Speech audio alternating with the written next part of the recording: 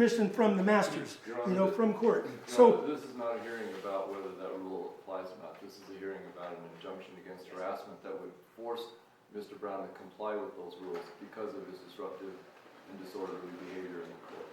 And Mr. Brown, I will note that you've made your record on that. You're allowed to appeal that issue. This court finds that you would need the individual consent of Mr. Hale in order to film him. And Yes. your testimony was that you filmed him without his individual consent. So that issue, again, that's only one act of harassment that you admitted to where there is, and had you admitted to both, there would have been a summary judgment Yes. against you. But Yes. you did not admit to both. but I You only didn't, admitted to I one. didn't admit to do it without his consent.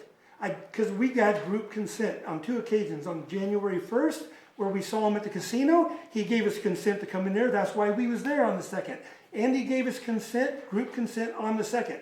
So he gave us consent And twice. Mr. Even though Brown. he testified that he didn't, he did. So, Okay, and Mr. Brown, I appreciate that you disagree with the court's ruling on that. I have found that that was without his consent, so that one act of harassment has been proven in this case, and it is not in dispute according to this Yeah. court. You have the right to appeal that, and I'm sure that you may, if I find that there was a second act of harassment. So at this Yeah. point in time, the second act is the only thing that remains. We do have a copy of those exhibits that were admitted for you, sir, so that you can have that, so you can have a complete record. Thank you, sir. All right, so we'll see everyone back here on September 17th at 3 p.m. And I will order at this time that the city prosecutor, that Mr. Merritt, appear. Again, the only issue that he would be testifying to is whether or not Mr. Brown was disruptive in court, because according to Mr. Brown, and as well as the city attorney, he was present for that incident. Now, Mr. Brown, I don't know whether this testimony is going to be helpful to you, but I'm not going to tell you how to present your case, so that's entirely up to you. But he will be ordered to be present in order to testify as to whatever he remembers, whatever he knows about whether or not you were disruptive in court. All right, sir? Okay, So we'll thank see you. everyone back here September 17th at 3 p.m. Gardner, may Yes. I ask one question? Yes, So, go ahead. Rebecca Cassidy, I'm the legal advisor for Tucson Police Department. Yes. And I think we're all confused about who is left and who has been served with a subpoena. And I'm happy to arrange whatever officers need to be here. But if we're just to that one issue, what happened on the 24th, do we need Officer Sherman, yes. Officer Guiney, and I don't remember All of who them it was there, yes. And Mr. Brown, what I will do at this time, since we do have time right now, I'll have you make a proffer as to what each of those officers individually would be able to testify to, and then I'll have you coordinate with the attorney for the Tucson Police Department in order to secure their presence. They was all right there, participants in it, so. Go ahead, start with your first officer. Okay, so Officer Sherman was the officer that took orders from Christopher Hell and took that paper from the injunction against harassment that he didn't have yet. So he went there to serve him, and he tried to arrest him for the 15 minutes. That's the officer that did all the He violence. tried on to Patrick. arrest who? Patrick Gonzalez. See, he's the one that did the whole thing that Mr. Hell said I was interfering with, by just talking. Your Honor, from Okay, what I'm so- hearing, that's irrelevant. What Mr. Sherman did with respect to Patrick Gonzalez is irrelevant to whether he was disruptive or not. He said I was interrupting him. Christopher Hell said I interrupted them too, sir. So Okay, I have a what lot do of you questions. anticipate that he's going to testify to? Are you anticipating that he's going to testify? He's going to that you testify were to not everything that he disruptive? did and saw, and Is he going to testify to is he going to testify that you were not disruptive in court? yes, sir. You yes. think he is? Well, he should, because I wasn't disruptive, and if he does, he has to perjure himself to say I was disruptive. So I do need him on the stand. He's right. for sure.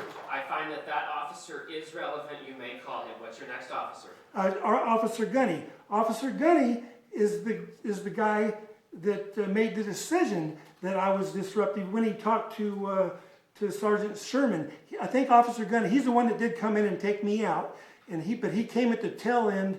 I would say at about the 8-minute mark. But he's relevant. He was the sergeant in charge, making the decision on everything, and he saw that I wasn't disruptive himself. Okay, if he came in at the tail end, he's not relevant. That officer is not required to appear. What's your next officer, sir? Okay, Well, he was in the room though. He did come at tail end, but he was in the room. That's been decided. Who's your next officer, sir? Okay, let's see. Officer Wilson, and I will give him up voluntarily.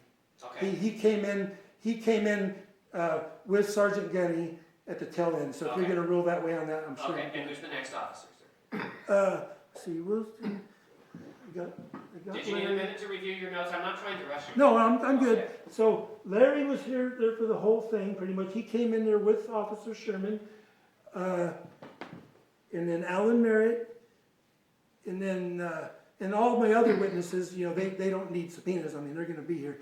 So Okay, so we've got Officer Sherman and Alan Merritt, and that's all we need to coordinate with the city attorney's And office, is Larry? that correct? and Larry. And Larry? Yeah, Larry's here though. So he's here at Okay, this so one. we have those three witnesses that we need to coordinate, and otherwise the city attorney does not need to be concerned about your witnesses. Is that correct, sir? Yes. Okay. Okay. All right, so that's been decided, so we'll see everyone back here September 17th at 3 PM. Okay? Your Honor, could I, just because we've had some difficulties with Yes. scheduling this far, if we ask our witnesses to be here on the 17th at 3 o'clock, I'd like them to be called first, if that's okay with Mr. Brown. That way we don't have to worry about if the thing goes long or if it That's gets fine. rescheduled, or, like, if our witnesses are gonna show up. Mr. Guinea was, for example, was here earlier and he wasn't able to be called.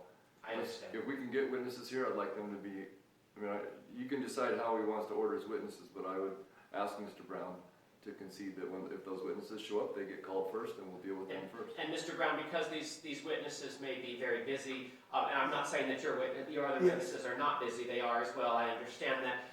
But because we're pulling them out of other courts and other things, would you be willing to call those witnesses? Yes, I can. But keep in mind, sir, that my witness has been here 3 times now. And I understand that, sir, and I'm not saying that your Yeah. other witnesses are not Yes. busy, I'm not trying to minimize the We're just trying to get this, inconvenience that they But have yes, as well. I Would you will. be willing to call those witnesses? Yeah, I would. I would like to call Vernon Peltz very first if I could, and then the rest I could. But I can do that first if it's Okay. it's How okay. long do you anticipate Mr. Pelt's testimony being? His will probably be pretty short. Do you think you could keep I it would say- within 15 minutes? Yeah. So if you could have the witnesses come half hour late, then that'd probably be fine. If they If were you to come can. maybe 15 minutes 15 afterwards? minutes late, All yes. right, so would that work for the city attorney, yes, then that way we we'll can keep, anticipate that our witnesses will be here at 3:45. perfect. Okay, very good. So that's what the time this starts is 3:30 then. So it's gonna start at 3 o'clock, we'll Or let 3 you o'clock. call Okay. however many people you want to. Then at 3:45, we'll anticipate that the Okay. witnesses being coordinated by the city attorney will be here. Perfect. Okay, Perfect. very Thank you. good. We'll see everyone back here September 17th at 3 PM. Thank you.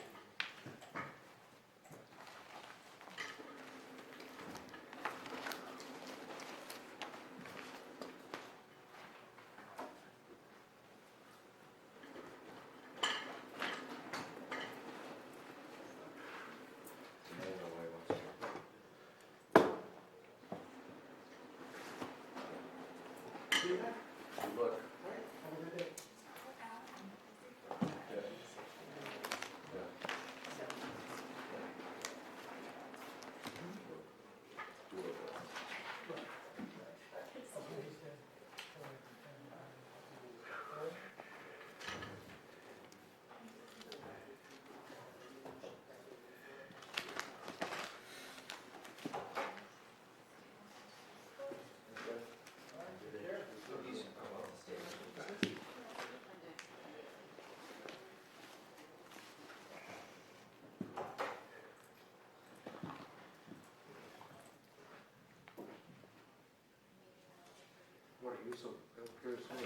Yeah. Let me get these turned off here.